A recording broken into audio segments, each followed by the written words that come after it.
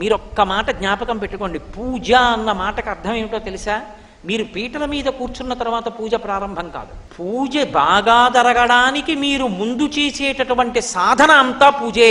పూజ చేసుకోవాలి తొందరగా. అన్ని స్నానానికి వెళ్ళాను అనుకోండి, స్నానం పూజ ఎందు అంతర్భాగం అవుతుంది. నేను తొందరగా తెమలాలి, అందుకు పేపర్ చదవను అన్నాను అనుకోండి, ఇప్పుడు పేపర్ చదవకపోవడం పూజ ఎందు అంతర్భాగం అవుతుంది. పూజ తర్వాత చేద్దామని పేపర్ చదివాను అనుకోండి, పూజకి భంగం అవుతుంది. అందుకే పూజ చేస్తూ చేస్తూ ఏం చెయ్యాలంటే, వ్రతం చేసేటప్పుడు ప్రత్యేకించి ఆవలించకూడదు, తుమ్మకూడదు, దగ్గకూడదు, అన్ని నియమాలు ఉన్నాయి. అలా కానీ చేశారనుకోండి, నీళ్లు ముట్టుకుని వ్రతం చేస్తానని వ్రతభంగం చేశాడని ఖాతాలో వేస్తాడు. మనం వ్రతం చేసేటప్పుడు ఎక్కడైనా పొరపాటు జరుగుతోందేమో అని ఏం చేయాలంటే, 2 ఉపచారాలు 3 ఉపచారాలు చేశారనుకోండి, ఒకసారి ఆపి మనసుకి వ్యవధానం ఇవ్వాలి మళ్ళీ వెనక్కి రావడానికి. లేకపోతే అది బడలిపోయి తనంత తాను బలవంతంగా పారిపోతుంది. మీరు దాంతో ఘర్షణ పడ్డారనుకోండి, నువ్వు నా మాట వింటలేదు, వాడేమో కిందటి ఏడాది వచ్చి శ్రావణ మాసంలో తలకొట్టుకుని చెప్పి వెళ్ళిపోయాడు,